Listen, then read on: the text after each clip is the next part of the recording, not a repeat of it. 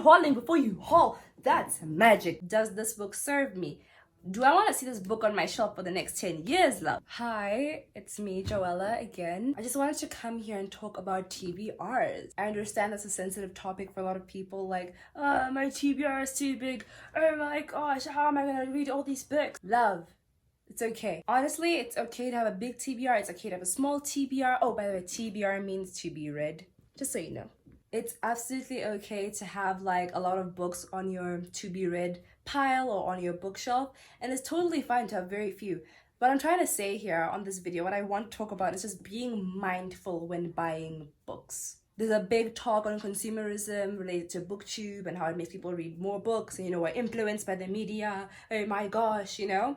But yeah, that is capitalism, that's consumerism, it's everywhere, and we just have to get used to it. Best way to tackle the situation, I think, is to become more mindful. This is how it has helped me stop just mindlessly buying books and really buying what I really want to read. So I'm gonna just give you some few tips of what I do. Number one, when you go to your local bookstore, right?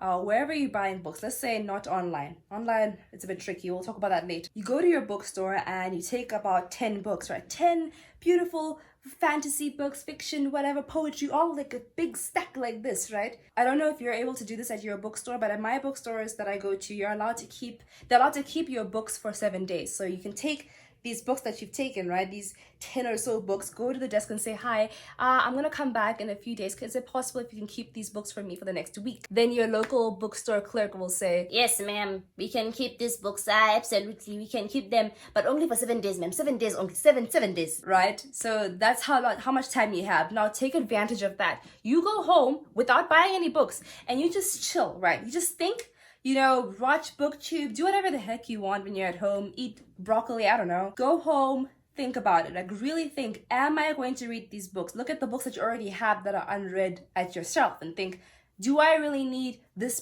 particular book to be out on my shelf? If you, for example, okay, I have a lot of fiction that is like fantasy right now. I'm in the mood for a thriller. So the thriller book that I picked out at the bookstore probably should be one that I really wanted to get. I think this would be a really good read for me. And then you think more. This is like day 3 vibes when you're really settling in that you're not going to buy all of them. You get home again and then you're like, you know, do I really need that particular new fantasy book that just came out? Everyone's talking about it, but do I need that book? You know, you start thinking about this. You think about this, then you realize, you know, I'm not even actually interested in that plot line, and I've seen that plot line too much and I'm just not into it. And that is the breakthrough. When you realize that what you want and what you thought that you want aren't actually together. Because then by day 6, right, almost time for them to put your books back on the shelf at the bookstore, you come back to that bookstore and you say, hello, sir, I'd like to buy my books. Then he goes, yes, ma'am, here's your books. Came on time.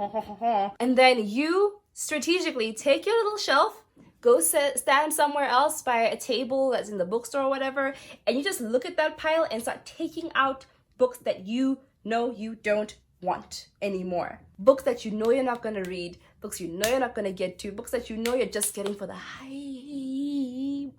You know what it is. You know what I'm talking about. So you take out those books, then you realize that instead of buying 10 books that were gonna just occupy your shelf for no reason, that you are going to unhaul one day, possibly for a video, and then to realize, why did I even buy them? This is how you avoid that problem. Now you remove those books. You're basically unhauling before you even haul, babes. Unhauling before you haul. That's magic. Tell me that isn't like such a good saver for you, yeah? See, that's the magic in getting your books. Just be smart about it. Just be really, really smart about it. Now you have unhauled before you even haul, and there are your books. Now you have 4 books that you actually want to read. You found your thriller book that you're really into, that you think, you know, let's try out thriller for once, and you see a poetry book and a second poetry book. Then your 4th book is like, I don't know, like a graphic novel or maybe a Marvel story book or something that you've already like you know about. For example, for me, I really love the movie Gemini Man, and I saw the book of the movie, right? And I was like, great, I'd love to read this, because now it's something familiar, so it won't be like a task for me to read it. It'll be more so I actually have interest because I've already watched it, and it's just like, do you get what I'm saying? Like we're trying to avoid slumps here. You see this is like avoiding the slump. The point is, you really gotta think, like, do I need this book? Does this book serve me? Do I want to see this book on my shelf for the next 10 years, love? You know, I understand when you even if you buy a book and then you get home, you read it and you don't like it, then you're gonna unhaul it anyway. That's fine, because now it wasn't just sitting there. You didn't just unhaul it without even reading it. You get what I'm saying? Like, because I find that a bit frustrating for myself. I don't think, at least right now, I can't see myself unhauling if I haven't read it yet. You know what I mean? Because like, chelete. Oh, can't be wasting money. At least, okay, I get it. It is like your mental health and not feeling stressed about it. Absolutely, that's very important. There's no price on that. But for me though, the idea that I'm just like throwing away money, just I'm a student as well. I can't. I just no. No, no, love, no. So yeah, that's those are my thoughts considering TBRs. This is actually about half of my TBR over here. There's about 1 to 5 books here, and then the other one's actually holding up the camera right now. Yeah, this is my TBR, and I'm proud of it. They're books that I'm genuinely excited to read. We have King's Part 2 here because I've been wanting to read it. I have Life of Pi. I watched the movie a few years ago before I was a reader. I watched the movie in like 2014 or something. I don't know, when it came out, and I was just like, wow, this is amazing. Then I saw the book and I was like, what? I have to get it now. And I was like so excited because this is one of my favorite movies and hopefully one of my favorite books because I'm gonna read it. And it's something familiar. Remember? Look at me doing what I say, practicing my preachings. And then I also have this one. What's it called? I don't even know the name. Leviathan Wakes. It's the Expanse book. So I got the first 2 because at the bookstore I was reading it a bit and I went through 10 pages and I was like, oh, okay, this is super interesting. Also, I recently finished the Red Rising trilogy and I absolutely loved it. So I thought maybe I could get a new sci-fi in, you know? So I got this. But I got this like ages ago. I think around the time I got Golden Sun and Morning Star. That's when I got this because I was like, I really want to start getting into sci-fi. Can you see what I'm talking about? Just being mindful about what you want to read. You know what I'm saying? Don't just fall for the hype, love. Don't fall for the hype. Another thing about not falling for the hype is this book right here. It's a Terry Brooks book. The Hydrants Blade. The Hydrants Blade. I got it, right? And I have not heard anyone on Booktube talk about it.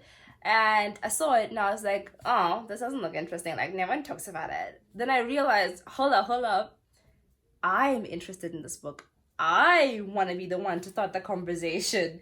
I saw the map and I was like, okay, this is pretty cool. Then I realized that this man has written like so many books. Like, he's written so much. He's the one who wrote the Shannara Chronicles, which I haven't read. Don't really plan on reading anytime soon, like not right now. But I was like, wow, okay, this is sick, right? So I got it and I thought, you know what? I'm gonna read this because I have interest in it and I don't feel even pressured to read it. You know what I mean? Because sometimes when you see a review for a book pop up and you're like, oh man, I haven't read it yet. And then you kind of feel like this little guilt, this weird tingly feeling. We are not trying to have negative emotions when it comes to like watching content that we love, you know what I mean? And if like, for example, when a booktuber posts a review on a book that you haven't even read and it's just like, oh, no, it's fine. I'm not saying that you should go out of your way to purchase books that no one talks about. No, love, hold on. What I'm saying is just to be more mindful and not just fall into the hype, because there was a series, for example, was the Le Bardugo series. I don't know, that trilogy, I'll put a picture as reference, but this trilogy right here was really popular on Booktube, and I think it still is, and now there's going to be a TV show about it, but to be honest, I didn't want to read it at all. I really have no interest. And it's easy to fall into the hype and want to be part of it because, oh my god, everyone's talking about it. I really want to be part of it. I want to show my side of the story. I want to show why I like it. Oh my gosh, like, ooh, popular book. Yes. Cine, you don't have to. Just really think about it and say to yourself, do I need this? No, it's fine. Don't worry, love. You're gonna be alright.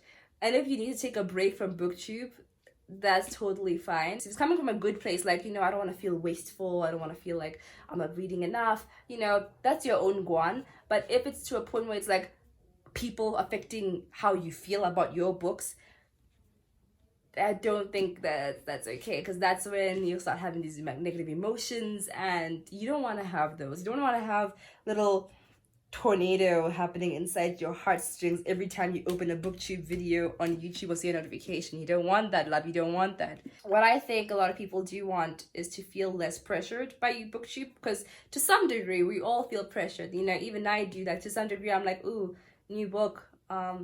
Should I? Shouldn't I? I really hope you enjoyed this. I hope I helped in some way.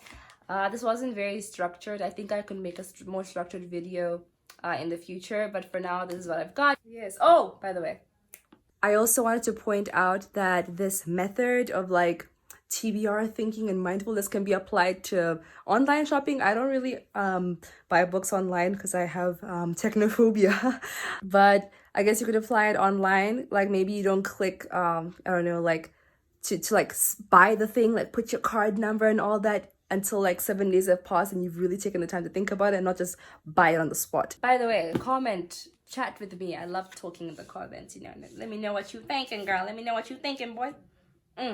Okay, bye.